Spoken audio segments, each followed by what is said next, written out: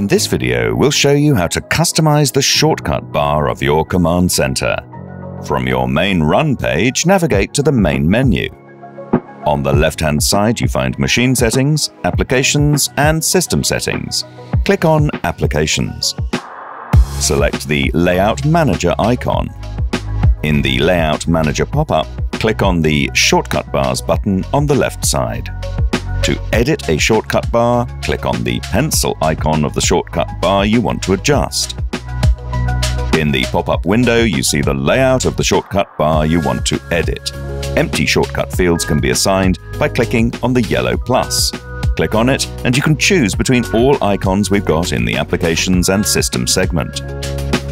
Choose the application you want to assign to the empty shortcut field. A pop-up window appears where you can select the icon that you prefer. Here, you can also see information about the functionality of the single shortcuts. Click on Add. The icon is now assigned to the shortcut field.